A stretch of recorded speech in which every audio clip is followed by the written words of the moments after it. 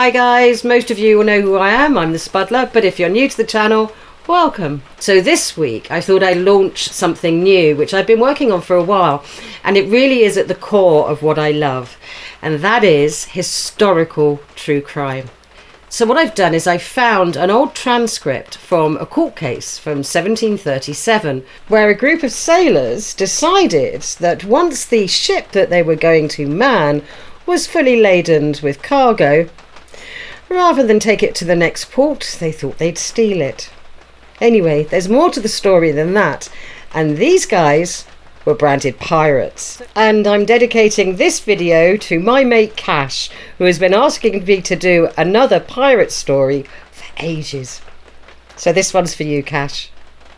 So we will shortly be going to London, to the Old Bailey, and back to 1737, and for a trial that happened in February of that year. But before we get there, I just need to do a little bit of housekeeping and just let you know what I've created and how it's been created. So the transcript of this trial, I've replicated exactly as it was written in the Newgate calendar. Now there are records that date back to the 1670s, and these small publications that were printed regularly made a record of all of the court cases that happened at the Old Bailey, and the prisoners that were held at Newgate prison were all tried at the Old Bailey, and if they were found guilty and sentenced to death, they would return to Newgate prison to await their execution.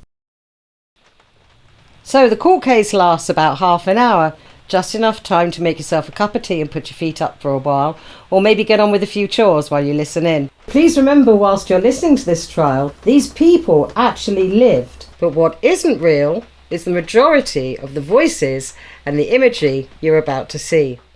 Now there are a few diagrams and reference material in there that are accurate and weren't created by AI, but the majority of the images and all of the voices you're going to hear are all been artificially created. So it's important just to know that. I know we need to be more open about what is real and what isn't when we're creating videos. It is in the description that this is AI, but I just wanted to make sure everybody was clear on that too. But don't forget that the words that are being spoken were spoken in that court in 1737, and these people were real, and these people were on trial for their lives. So we're now going to go back in time and travel to London and to the Old Bailey to hear the trial of 6 men who were indicted for murder and piracy.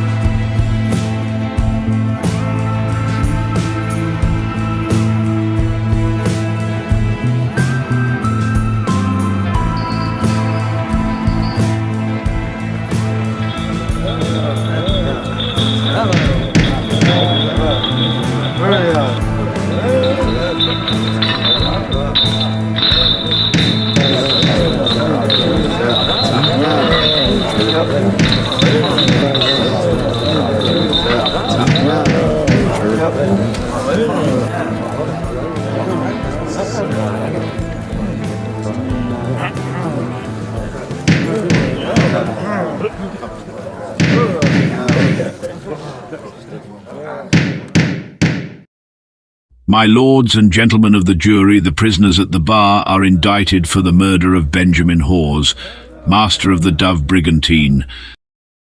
This was an English ship which sailed from Harwich in the year 1730 on trading voyages towards the Mediterranean and other parts. The nature of these trading voyages is such that when the mariners have made a port of delivery, they claim being paid their wages and their discharge. This custom laid the captain under a necessity several times to change his crew, and at the time the fact we charge against the prisoners was committed, there was no person on board beside themselves, except one, Walker, the captain's apprentice. In June 1736, the ship was at Marseille, manned with 3 Italians and 1 Frenchman and the master's apprentice, and there the prisoner Williams was shipped as captain's mate. From Marseille they proceeded to Leghorn. At Leghorn, it being the usage to discharge the crew, the Italians and the Frenchman were discharged, and there he waited for a cargo to take on board for England. When he had been at Leghorn about 6 weeks, Johnson and 1 Derrick, a Dutchman, were hired as foremast men, and there was 1 O'Mara came on board there as a passenger. Bryan, Wolfe and Butler came on board unknown to the captain, who having taken in his cargo, which consisted of sugars, tobacco and other goods consigned to Messina and Ancona, he came on board the 7th of September 1736 in order to prepare for sailing. The time he came on board was about 9 or 10 o'clock at night, and according to his order the vessel was got ready to sail. But it happened at that time there was but a very little wind, so the master ordered the mate, when the wind came off the land, he should heave anchor, for though there was but little wind, yet it seems there is a breeze comes off the land at some seasons. When the captain had given proper orders, he retired to his cabin to take his rest. And about half an hour, or 3/4 of an hour after his retirement, the boy, Walker, his apprentice, who had been on board the ship from the time of her outsetting, he heard groans and shrieks as of a dying man, and immediately saw the prisoner Johnson coming up the companion ladder, with a knife in his hand and bloody. The boy, being astonished, asked Williams the mate about the noise, and inquired what was the matter. At this time he found Johnson, Sennett and the Dutchman at the windlace. Sennett had a handspike in his hand, and he put it into the windlace on the one side, and the Dutchman put another into the other side, and Johnson was casting off the stopper. These are terms of art, and we mention them to express acts used in weighing anchor, and these show they were then weighing anchor. The boy was surprised at what they were doing, and asked them why they heaved anchor when there was no wind stirring to assist them. But he, finding them resolved to sail, he thought proper to get everything in readiness, so he went down into the captain's cabin for his shoes. He found the cabin door open, and the captain, bloody and wounded in such a manner as you will best hear from the evidence himself. He went immediately to the prisoner Williams, the mate, and told him the captain was killed. Williams said, "The Lord have mercy upon me," and used expressions. Whether they denoted guilt or were only words, the effect of compassion must be left to you. But the boy, having seen Johnson come up bloody, he desired the mate to lash him to the ring-bolts, supposing him to have committed the murder. But Williams, instead of doing this, went immediately to Johnson and talked with him, and then Johnson went and seized the boy to prevent his discovering the iniquity they had committed, and swore he would kill him too. The boy had resolution enough to strike him on the arms, so he got clear and ran to the gangway of the ship, and Johnson called out, "Kill him, kill him," and he, apprehending danger, jumped overboard into the sea, and Johnson threw his bloody murdering knife after him into the sea, but it happened only to cut his trousers. The boy was no sooner in the sea, but they were for pursuing him, and they manned out the boat to catch him and prevent his making a discovery. They rowed after him, but could not take him. He swam to some ships that lay in the mole at Leghorn, and discovered the murder, upon which several boats from the merchant ships in the mole of Leghorn were manned out, and they seized the prisoners. Derrick the Dutchman was taken among them, but he died in his passage. When the company in these boats boarded the ship, they found the captain dead, and there were disputes among the prisoners. Williams said it signified nothing to deny the murder, for Johnson had done it. When the company in these boats boarded the ship, Sinnett, Johnson and Butler had hid themselves in the hold of the ship under some hides. This was a concerted matter, to put the captain out of the way, to kill him, in order to secure the ship to themselves. I will not touch upon the piracy that will come under your consideration hereafter. The evidence of their acting all in conjunction will be strong against them, and in point of law, they are all principals in murder, where all concur in murdering a subject of the crown. 'Tis a melancholy case, and I had rather the circumstances should come from the witnesses themselves and open them myself. Therefore I shall leave them to your consideration.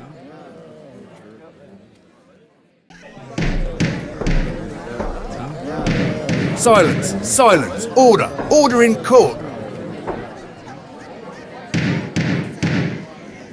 Order! Order in court! Call Richard Walker. Calling Richard Walker! Calling Richard Walker to the stand!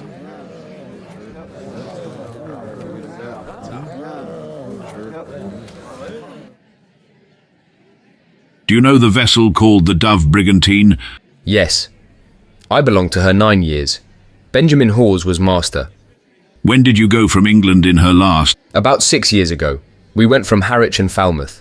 I was the captain's apprentice and was to go with him all his voyages for a certain term of years.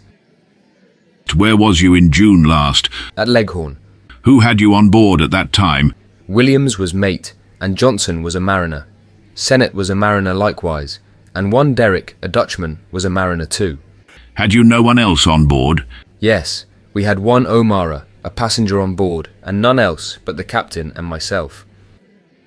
When was you to sail from Leghorn? We were to sail from thence, the 7th of September. Were the rest of the prisoners at the bar on board? I did not see them then. The master gave directions on the 7th of September, that as soon as the wind came off the land, they should heave the anchor, and then he went down into his own cabin and went to sleep. And I went and lay down on the quarterdeck, over his head, and went to sleep likewise. What followed upon that? I heard a shrieking and groaning, which waked me. What time of night was this? I believe it was half an hour past 10 when I heard it. What sort of a noise was it? Like the groans of a dying man. I could not then tell what it was, so I got up and was coming round the companion, and I met Johnson with a knife in his hand, and his right hand was all bloody. I asked him why he was bloody, and went down directly to see what was the matter. I called Williams 3 times by name, and he asked me what was the matter. I asked him if he was hurt. He said, no. I desired he would let me look at him. He said, maybe the captain is dreaming. Were they heaving the anchor at this time? Yes. Sennett had put a handspike into the windlace on one side, and the Dutchman had another in the other side, and Johnson was casting off the stopper. What did you say to them? I said, what signifies heaving the anchor when the vessel won't work? William said the captain had ordered it, and I said, then I will go down for my shoes. I had locked the cabin door, single locked it, when the captain went to sleep, and I left the key in the door. When I set the door open, I was frighted at what I saw. And what did you see? I saw the captain half on the bed and half off. He appeared to me to be dead. Silence! Order! I will have silence in the court! What did you do upon this? I went up upon deck and met Williams, and I said, Mr. Williams, the captain is dead. Who has killed him? What answer did he make? Lord have mercy upon me, says he. I cannot tell. I desired him to take Johnson and lash him to the ringbolts and carry him ashore in the morning. For, says I saw him coming up the companion ladder, all bloody. What answer did Williams make? None at all, but only went forwards to Johnson, and I followed him.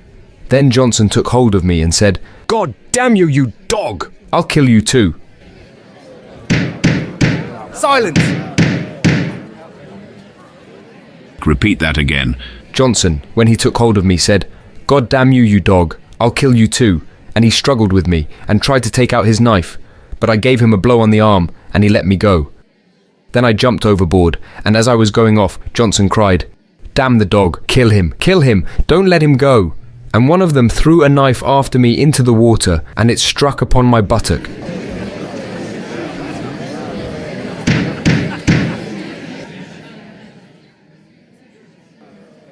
Was Williams upon deck at the same time? Yes, but I did not see him do anything. The knife that was thrown after me cut my trousers, but not my flesh. What followed upon your jumping into the sea? They got into the boat and rowed after me. Johnson was one who rowed after me, but I did not mind who the others were. I swam, and they followed me, but I got to an Italian settee, and I begged of them, for God's sake, to make them keep off, for they had killed my master and wanted to kill me. They asked me who the boat belonged to. I told them. Then they hailed the boat, and Johnson cried, "Hello!" Then the people in the settee fired upon them, and they then gave over the pursuit and returned to the ship. Did you see the ship make any sail after this? Yes, I saw the ship go. Which way did she go? From the land. So the Italians took you on board? Yes, they threw out a rope and pulled me up and examined me. I would have had them put off, but they were afraid of being killed themselves, so they guarded me into the mole, put me on board a ship. And presently there came boats manned and armed from other ships, which went after them and took them. I came home with them, but never had any conversation with them. You say you acquainted Williams with your seeing Johnson coming up the companion ladder? Yes. Did he make any answer to you? No, not at all, but went directly up to Johnson. Did he offer to seize Johnson? No. Was there any body could have helped him to have seized Johnson? Yes, Sinet and the rest of the prisoners, but they none of them offered to seize him. Johnson seized me with one hand, and with the other hand he felt in his pocket for his knife, and cried, "Aye, God damn you, you dog, I'll kill you too." But I struck him a blow on the arm, which made him let go, and I jumped overboard. And he cried, "Kill the dog, don't let him jump overboard." But I swam away from them, about 800 yards. Order!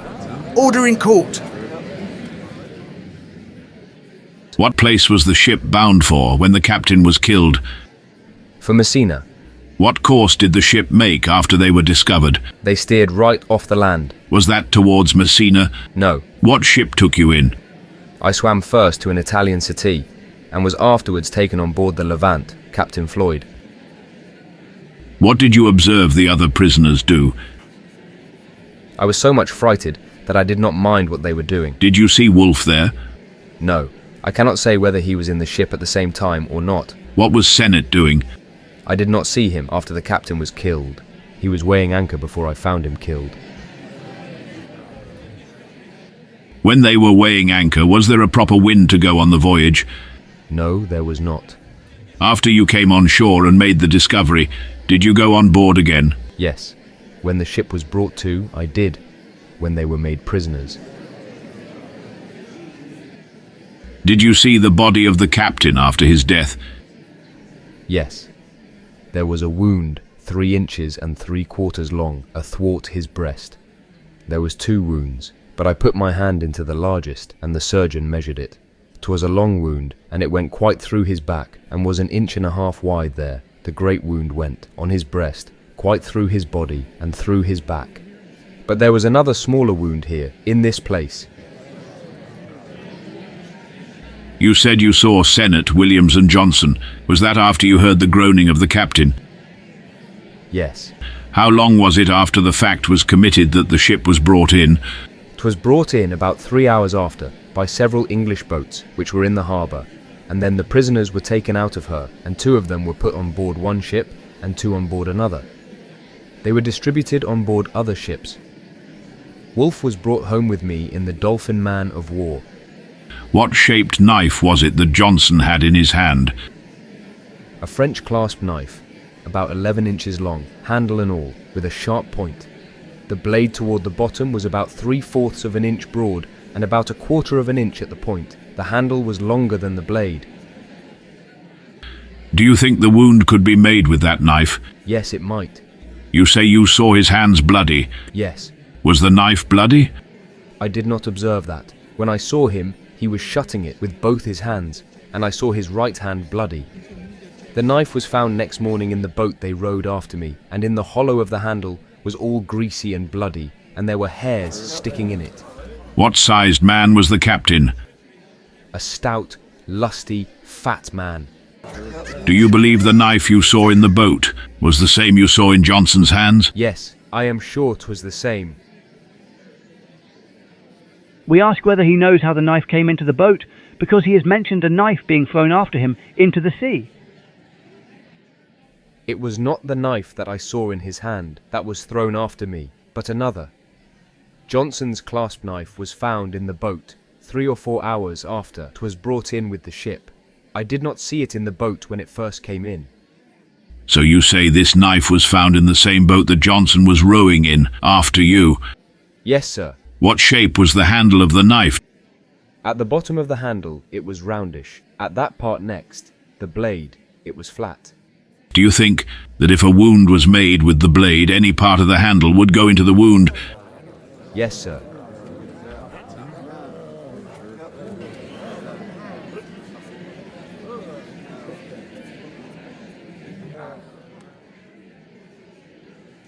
Recollect yourselves. Would any of you ask the witness any questions? I have no questions to ask him. He knows nothing of me, nor I of him. I would ask him whether, as the wind was southwest, we did not sail the direct way to Ancona. No. 'Twas a fine, clear moonlight night, and all the while I was going in a boat from the settee to the ship, I had sight of her, and she was steering quite off from the land. How long was it before you got from your own ship to the settee? About half a quarter of an hour. How long was it after you got into the settee that you got into an English vessel? About half an hour. I observed the witness said, I had a handspike in the windlace. The Dutchman came to me as I was lying on the forecastle and he waked me. I got up and said to Williams, are you going to heave up? No, says Williams, there's no wind. Why, says I, the Dutchman has waked me to heave up. Then says Williams, you may go to sleep again. Ask him about my behaviour in the ship. He obeyed command in the ship, as other mariners ought to do. He had been about 6 weeks on board when this happened, and was taken in at Leghorn. Call William O'Mara.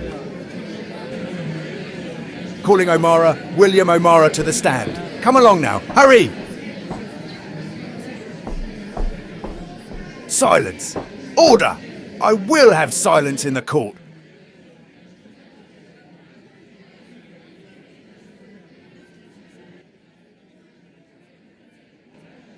Do you know the Dove brigantine? Yes, I did, sir. What time did you come on board? Sometime in August 1736. I don't remember the particular day. Who was on board when you came first? There was Williams. He was the chief man. He at the bar there. There was Andrew Downing, Lawrence Sennett. I don't know that Johnson was there. He belonged to the ship at that time, but was not concerned in any business in the wicked enterprise they went upon. Nor Wolfe. Brian was. Butler was not there at that time.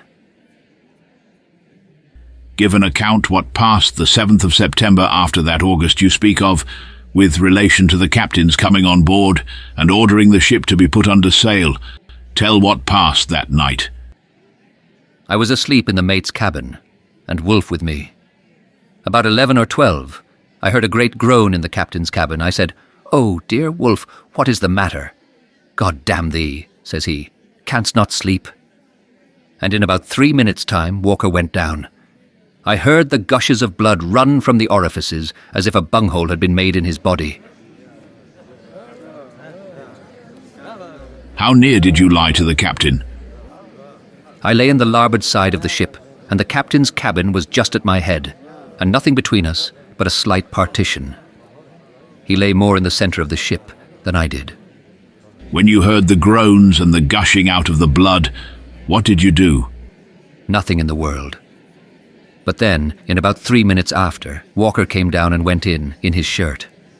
When he saw the captain dead, he ran to Williams and said, "Oh, Mr. Williams, the captain's dead." Then I heard Johnson say, "Kill the dog, meaning Walker." and they had a jostle together about half a minute. "Well," says I, "now the boy is killed, and there's no remedy."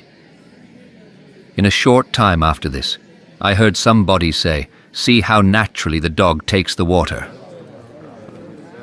Do you know anything of Sinnett or Johnson or any of the prisoners endeavouring to weigh anchor at that time? I did not hear anything of that to my knowledge. As soon as the noise began, they did not stay to get up the anchor, for they cut the cable. Which of them cut the cable? Williams did. I was by at the same time and saw him cut it with a hatchet. What was the reason that Williams cut the cable? Oh, the captain was killed, and he was going captain. How do you know that? I have very good reason to know it. I myself drew the articles by which he was constituted, nominated and appointed so. There were articles drawn twice, but Downing had nothing to do with them. Do you know of any combination among the prisoners? I do. I know it all. I was a party, concerned myself. Begin, and give an account when you first came on board, and what passed between you. What was the occasion of your first coming on board? Who tempted you on board? John O'Brien, one of the prisoners. He brought me on board and told me that I must go no more to my own ship, for somebody had told Sir Mark Forrester, who was the captain, 'twas a Spanish man of war, that I had given it out, that he was knighted by a bricklayer's son, meaning the Pretender, and O'Brien told me that he would hang me up when I went on board. This drove me to despair, and made me willing to go anywhere. He told me he had got a berth, and was going mate of a Dutch ship, the Dove Brigantine. He called it a Dutch ship, and said if I pleased I might take a berth along with him. So I went on board the Dove with him, and I met Mr. Williams in the first place, and Downing and Lawrence Sinnett. What discourse had you together? They brought out a prayer book, and swore me to secrecy, and I swore. When they had done taking the oath, they said this ship was richly laden and belonged to Jews, and that it was no sin to carry it away from them. They said the ship, 'twas given out, belonged to a Dutchman, but that was only a sham and a pretense. To get me into their contrivances, they proposed to go away with the ship and sell her and her cargo on the coast of Portobello or Galicia, and every one was to have an equal dividend. Who made the proposition? All. They all joined, Williams, Sinnett, O'Brien and Downing. I agreed with them in it, and we went ashore directly and called Butler, and we drew up the articles at a public house, the sign of the Ship and Mermaid at Leghorn. Who drew up the articles? I did, and we all signed them. Williams signed first. What was the substance of the articles? The substance was that Williams should be captain, O'Brien mate. Sinnett was to be boatswain, and Downing was to be second mate. There was something to be for everyone. Everyone was to have a post, and so they gave me the name of doctor. We'll have silence in the court. What followed upon this? When we had signed the articles, Williams and Sinnett went on board again. Downing, Butler, Bryan and I stayed ashore. What office was Butler to have? You have not mentioned his post. I had forgot him. He was to be supercargo.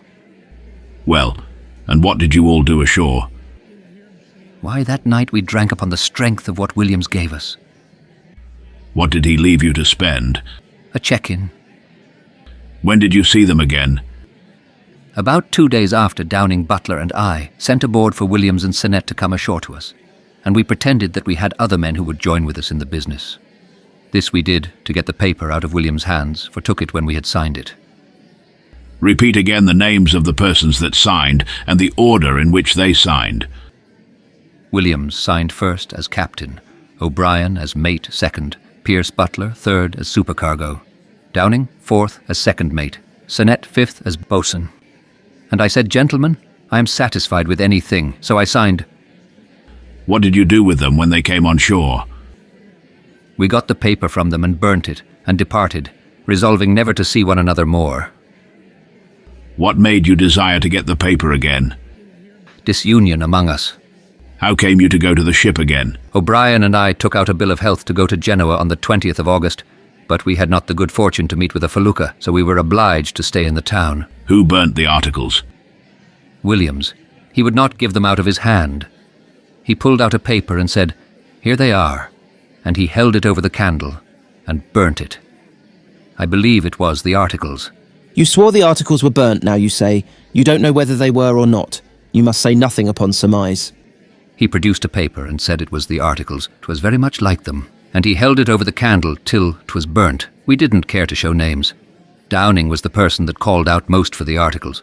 Williams at first told us the articles were on board, but afterwards, when there was some words about them, he drew out a paper and held it over the candle and burnt it and said, "There 'tis in ashes." What happened after the paper was burnt? Sometime afterwards, they began with us again. Williams spoke to Sinnett, and then they took Johnson in and me. We drew second articles among us four, and I wrote the articles by Williams' direction. They were of the same purport with the other, only the names of the mates and supercargo and boatswain were changed. Who signed these second articles? Williams signed first as captain, Sinnett signed second for mate, I signed next for supercargo, and Johnson for boatswain. And to these second articles there was none conscious but us four, to my knowledge. What time were these articles signed? 'Twas before the captain was killed, about a week before, or thereabouts. I went on board and remained on board from that time, till the captain was killed. Had you any discourse together what was to be done with the ship? There was nothing fixed where we were to go. Some said we'll go to Sally, some said to Angier. Some said go here, some there. Were these articles too put into William's hands? Yes, and I saw them afterwards in his hands. He delivered them into my hands the night before the captain was killed, and that very same night too. O'Brien came on board the latter end of the night, before the captain was killed, and Butler with him. I was the first that saw them after they came on board. They had swam to us from the lazaretto, and I told Williams that O'Brien and Butler were come, and he proposed the affair to them. We had then on board Williams, Johnson, Sinnett, Butler, O'Brien and myself. All the ship's hands were upon deck. These were all on board the night the captain was killed. Was the design of killing the captain and running away with the ship mentioned to all these? Yes, and they declined doing it that night, because it was past 3 o'clock, and they were afraid they should be taken before they could get off. Did any one of them oppose the doing it? No, not one. They only declined doing it that night, because 'twas so near morning they were afraid of being taken. Did Johnson sign the second articles? Yes, he signed the second articles, but not the first. Johnson was to be boatswain. What were the conditions of these articles with regard to the captain? Some were for putting him to death, but in the written articles that was left to Williams, and he said he would put him on shore at Galietto.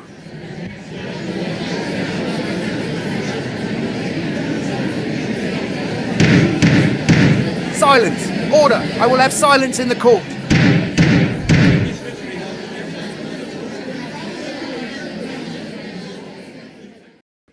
By the articles, Williams was to do as he pleased with him.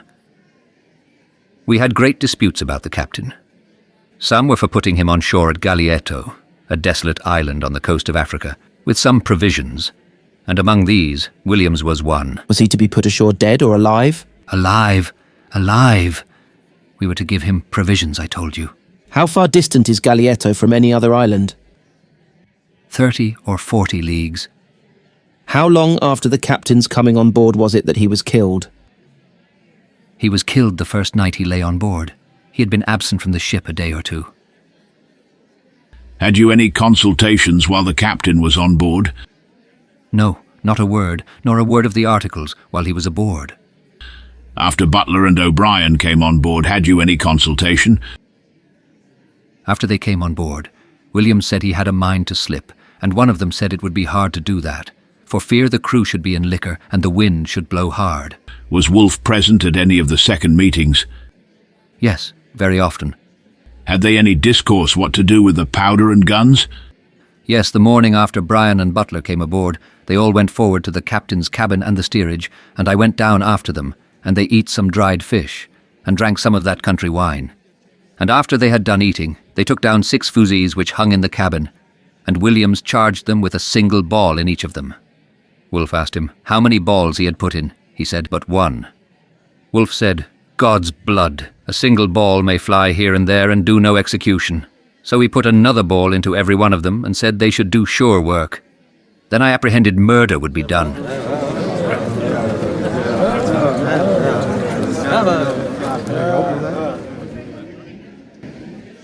I used to hear them very often threatening Dick Walker that they'd be even with him. They have said 100 times, damn their bloods, the first opportunity they had, they would get him out of the way, a vile dog as he was for opposing them. Who said so? Williams has said so sometimes, but rather seldomer than the others. Sinnett and Johnson has often said, damn the dog, he should have a shite, meaning a shoot. Was it proposed that Bryan and Butler should sign the articles? Yes. They desired to see them, and Williams gave them into my hands to read to them. I did so, and Bryan and Butler began to swear and damn, because in these second articles others were substituted in their places. But Williams said he would make them all easy when he was got out to sea. Sinnett told him that Johnson and himself had most trouble in lading the ship, and says he shall others run away with the substance. Then says Williams, do you take one of the men, and I will take t'other, and will put them out of your way. And they drew their long knives, but Johnson said if any dog offered to come near him, he would rip him up. Bryan, seeing this, said he would swim ashore again. How soon after this did the captain come aboard? I was asleep when he came, but I believe it was about 9 or 10 at night. I went to sleep about duskish, and slept till the groaner waked me. That was between 11 and 12. Do you know who went in the boat to pursue the boy? I was below when the boat went out, but I saw it return. Johnson and Butler came back in it. I heard Sinnett and Johnson say, God's blood, the dog can't swim far. He has got the knife in his body, however. Take the boat and row after him.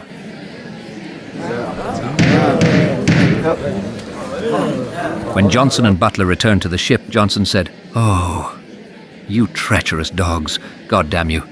Could not you keep that boy aboard when I had done the work of the great man and killed him myself? And he drew out his knife and swore he would kill himself because his hands had missed the boy. But I got hold of him and said, for God's sake, don't send yourself to heaven, to hell I meant, as yet. The knife was bloody at that time. I knew it, and I know he stole it from a Frenchman. The blade was 6 or 7 inches long.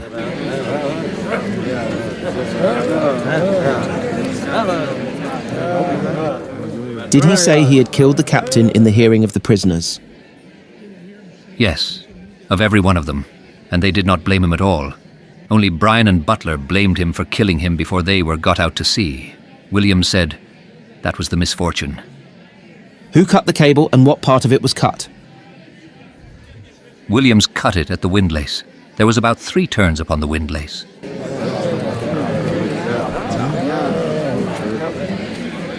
Thank you, Mr. O'Mara. You can leave the stand now. Please hurry along now. Dick Walker came and begged of me to take that witness on board as a passenger. I deny it. Williams asked me to let him come on board, and I said I would ask the captain's leave, and I did so, and the captain said he might come, but he should pay for his passage. Calling John Lagarde. John Lagarde to the stand. Silence, gentlemen, please.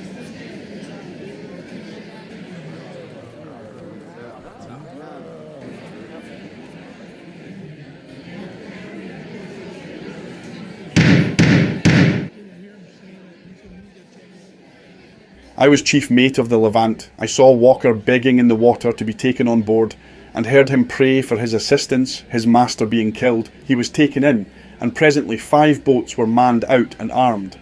I was one that boarded the brig. Bryan jumped overboards, but another boat took him up again. Williams, Wolfe, and an Indian, born at the Cape of Good Hope, were upon deck. Sinnett, Johnson, Bryan, and the witness O'Mara were hid in the forescuttle under some raw buffalo's hides. "Damn you," says I to Williams, "what have you done with the captain?" After some time being silent, he said, "He's a dead man, and not a man for this world." I went down into the cabin and saw him lie on the floor with his hand on the wound, and the corpse was covered with a sheet. His screw-door broke open, and his papers lying about.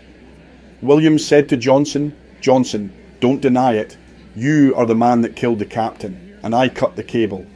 And the Dutchman said, "Oh, that's the man that slawed the captain." and he said nothing at all in his own excuse. Williams told us the captain had always been very good, and he believed the devil was in him, and he expected nothing but to die. So I sent him a Bible and bid him make good use of it. When we pulled the rest of them out from under the hides, O'Mara was very obstropolous and told us he was the King of Spain's subject, but we broke a cutlass about his shoulders and made him quiet. Mr. Rogers, I was one who boarded this brig. We found Wolfe, Williams and the Dutch Indian on deck. I thought there must be more men concealed, so I asked Williams for a tinderbox and candle. He told me he knew of none. We told him he deserved to have his nose cut off. He a mate, and not know where to find a tinderbox. At last, we found one, and got a light to search for the men who were hid. We saw their legs under the hides, but they would not come out. But upon our threatening to fire among them, O'Mara, Johnson, Butler and Sinnett came out, and we secured them. Williams said the captain was very good to him, that he never eat nor drank without him, and he believed the devil possessed him. He told Johnson it signified nothing to deny it. After this, Sinnett confessed the whole affair, and at his own request I took an account thereof in writing. He told me that Williams swore him first to secrecy, and when he had sworn, he, Williams, told him the vessel was richly laden, and if he could procure others to acquiesce with him, it might be run away with. Upon this he brought Downing to Williams, and after he was sworn to secrecy, Williams told him, Downing, that the captain was to be killed, that no stories might be told. Williams said that for his part, he was rather for setting the captain ashore on a desolate island, but Johnson insisted on his being killed, and said it would not be the first, by many, that he had put out of the way, that Downing was the man who first proposed killing the captain.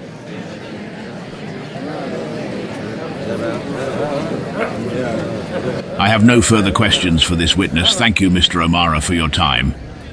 Thank you, Mr. O'Mara. You can now leave the stand and get upon your way.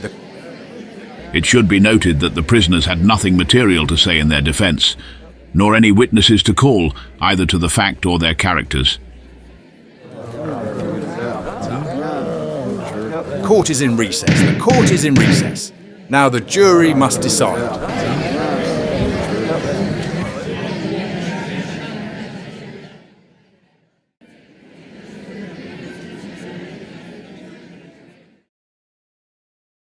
Edward Johnson. Guilty. Nicholas Williams. Guilty. Sennett, Wolfe, Butler, and Bryan, acquitted.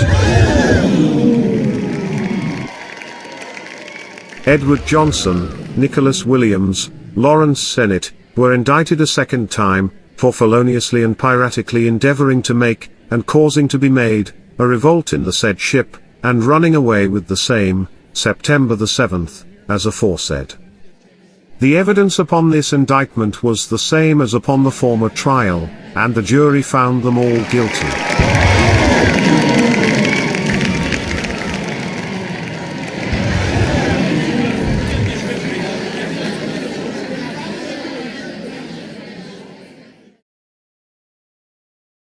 Yesterday were drawn in 2 carts, from Newgate to Execution Dock, with the oar of the naval badge carried before them. The 4 pirates, condemned at a High Court of Admiralty, viz. Nicholas Williams and Edward Johnson, for the murder of Benjamin Hawes, master of the Dove brigantine, Lawrence Sennett for robbing and piratically running away with the said brigantine, and about 2:15 were turned off, behaving very penitent. They are all ordered to be hung in chains in terrorem upon 2 gibbets, Williams and Johnson upon one, and Sennett upon another, the one gibbet, to be fixed at the halfway tree by Erich, the other below the galleons, beyond Erith.